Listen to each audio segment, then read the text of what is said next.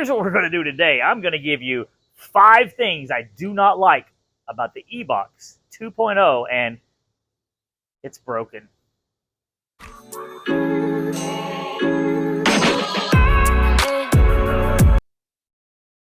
That's right, the EBox is down for the count, but we'll get to that here in a second. First off, I want to give you 5 things that I do not like about the EBox 2.0. Number 5 is the size of the bike when you get it. I understand most pit bikes are smaller and they're designed for kids to ride, and that's kind of how this is.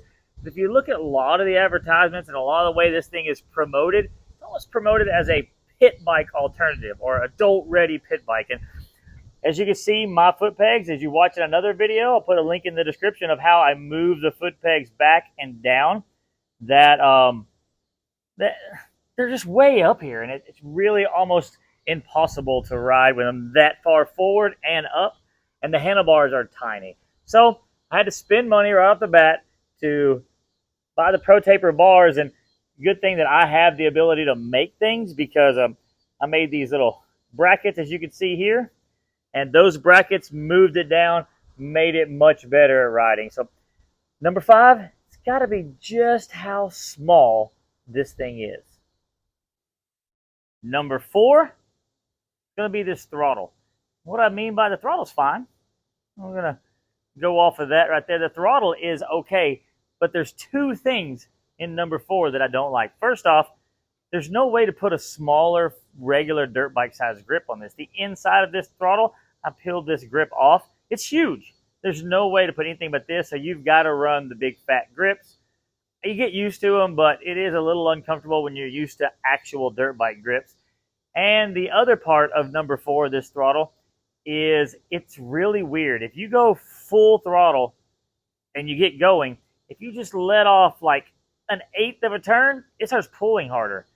It's like the rheostat or whatever's controlling this it either needs to stop sooner or it needs to be readjusted. And there's no way of doing that with this bike. There's no way to plug it in. And so yeah, the number 4 is going to be the quirky throttle, and the fact that it won't let you put bigger or smaller actual dirt bike grips on the bike. Number 3 comes in as the charger. Charger works great. It's the plug. It's that proprietary little lock-in plug, and I don't mind it if it just seems kind of flimsy. Maybe I'm just picking, but with e-bikes coming out and more things getting electric, we're going to wind up sooner or later going to have some kind of standardized plug, and that is not it. Now, if this winds up being it, great, but right now it snaps on. I haven't had any problems with it yet, but as flimsy as it is, I'm very careful. Make sure I set the bike up where nobody can bump it when they walk by or kick this, because I'm not willing to test whether it'll hold up. But yeah, this plug is definitely number 3 dislike for me. I did say at the beginning of the video that I broke the bike. That is not the brake I'm about to talk about. Number 2 is the brake I am going to talk about, which is different than this bike being dead. It's these brake levers. The brakes seem great. The brakes work really good. I never had any problems with them. I would do the longest motos I can. Anybody who comes out and rides in my place, there's a lot of like downhills that you're riding the brakes hard and like kind of some rocky turns. The brakes got to work out, and they were fine. They never overheated. They never faded. They were great. They are this single piston. That's a rather large piston. The brake pads held up fine on the time I have on these, but what happened was the lever broke. And this lever is not replaceable. It's like pressed in there. And not only that, it actually broke inside the housing. Broke the housing when I fell over. So broke all of that whenever I crashed, and just destroyed it. So I had to upgrade the brakes. And when I did, I went online to eBay, take that back, Amazon, and bought these Mercrona. They're some cheap. They're like 60 or 70 bucks. I got both sides, and they do have a 4-piston caliper on them. They're maybe a little better. They're all cheaper brakes, nothing to write home about. But when I did order these, I ordered them for a e-bike, and it did show up with the right side into the front brake and the left side in the rear brake. These have metal levers and stuff like that, so thinking they'll bend before they break. These two kind of have that pressed in deal. So it didn't cost that much to upgrade these, but I think the next time I'm going to pay a little more attention and get some that have replaceable levers. But that is definitely number two, is when you break something, you kind of have to replace the whole assembly. And yeah, it's not that expensive. This thing is like, whole assembly is like $30. And I'll get to why that's kind of a pain too. And the number one reason, and it's a big one, like, I don't really say this lightly. The number one reason is kind of the performance. It, you see my other videos, I love riding this, and I plan on keeping it, and I absolutely enjoy it. But performance-wise, against other pit bikes, there's just not there. Like, it's on a whole nother level of how much slower it is than what it's kind of touted as.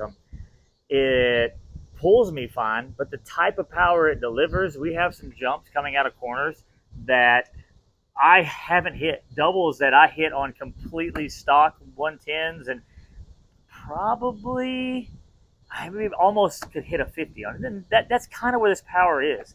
It's kind of a 50 once it gets rolling. Coming off the bottom, it's kind of hard to hold the front wheel down when you take off. So it's I've played with the settings. I just turn them wide open, both of them, because I want all the power I can get. That being said, it pulls hard. You come into a corner, you get on the throttle, and it just accelerates really hard in, because I have a lot of berms like and ruts and stuff. It accelerates really hard in, starts to pull, but about the time you're exiting the corner, it kind of starts to flatten out. So my number one complaint and dislike about the bike is, I'm just going to have to call it the performance of the bike. It just doesn't live up to what a lot of people are going to look forward to. There's a lot bigger bikes, and I'm working on getting a Talaria. That's kind of my next big purchase. But yeah, and I'm kind of at a loss of words. It's hard to say. It's hard for me to say how poor the power is, and also tell you how much fun it is to ride. It is fun, but you are not going to buy this and ride around with your buddies on pit bikes.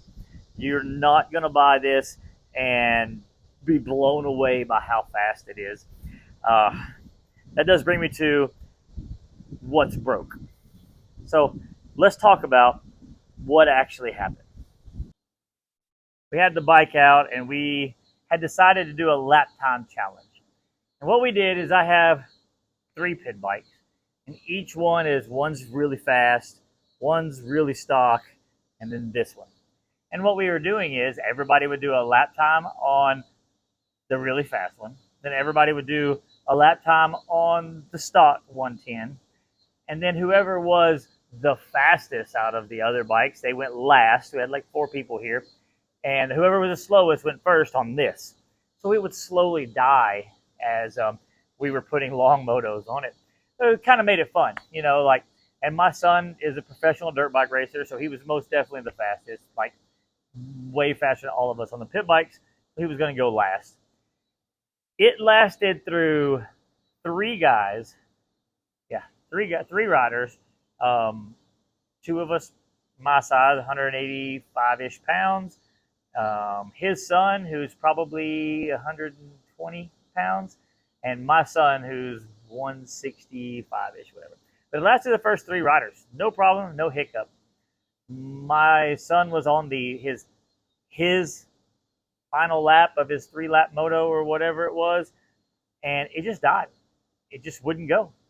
The battery indicator showed we had 58, 59%, so there's still 60% of battery left. And so I brought it back to the shop and started going through it. It seemed to have a lot of drag on the motor, but it may have had that before and didn't notice it. I know these motors cog because there's a magnet in there. So I looked over that, all the wires. I pulled all this apart looking for the fuse, see if it was bad, see if I could smell anything burnt. I didn't. I contacted EBox. I sent them an email, and I think it was on a Sunday I sent them the email. Monday morning they got back with me. I don't remember exactly what they said, but they got back with me and gave me a list of the things it could be and things to check. It was awesome. They got back with me, and so I immediately told them, like I had already checked all those things, but they'd also told me to make sure the battery charges itself up, and it does. And everything was working there, and they came. I sent that back to them, and they never replied. They never said anything back, and it went for 4 or 5 days of them not replying to me. And so I sent them a message on Instagram. They have been amazing. Whoever runs their Instagram needs a huge pat on the back and maybe a raise because they are Johnny on the spot. I've actually really enjoyed dealing with them. Now, when I say dealing with them, just talking to them on that. I paid for this, ordered it like everybody else would. No discount, no nothing on it. So I got a hold of them and him, her, whoever runs their Instagram, and immediately got an email back. And it said, I think it's the throttle. And I'm like, awesome. And they said, I was like, okay, now what? And they're going to send me a throttle. I'm like, yes, going to get a throttle, going to get it fixed. I'm hoping that's what the problem is. So waited a week or so and didn't hear anything back from them. So I sent them a little email and said, can I get an ETA on that? And they're like, sure. The part's coming out of England. And that's kind of the problem that I'm seeing so far is this company is out of Europe, out of England or Europe or the EU, somewhere over there. And that's why you see a lot of these bikes in the videos of guys over in Europe and England. And excuse me if I'm saying the wrong places. I'm kind of a country boy from East Texas, so I don't know England at all. But one day maybe I'll come visit.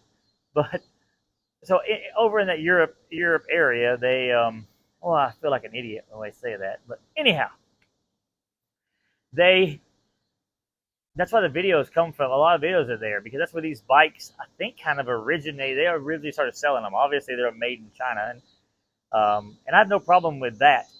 It's just getting replacement parts. It's going to take some time, and if you have a young one that wants to ride, I mean, it's kind of hard to do that. Like a lot of guys don't buy dirt bikes from, let's say, a KTM or a Husky or something like that because they don't, or a Yamaha or whatever, because they don't have a local shop. They got a local Cowie shop. That's who they're going to go to because at least there they can go talk to somebody and maybe get a part off the shelf. And yeah, you're not going to do that with this. So I know that's, I've already gone through my 5 things. So that may actually be the number one thing is parts availability. I'm kind of a internet sleuth. Not really. I'm kind of a guy who looks through the internet and scours and find ways to fix things, and I enjoy that. Electric Bike Co. sells a kit for this bike, and I'm going to test it out in stages because I ain't got no money, and the whole kit's big, but they sell a kit with a controller and a new motor and a new throttle, and I'm really hoping and just praying and hoping that you can run regular dirt bike grips on it, and it's not these big giant fat grips which are annoying. But I'm going to put that on here. It puts out with the stock battery about 3,000 kilowatts. So that should be pretty good. I'm sure it's going to murder the size of the stock battery.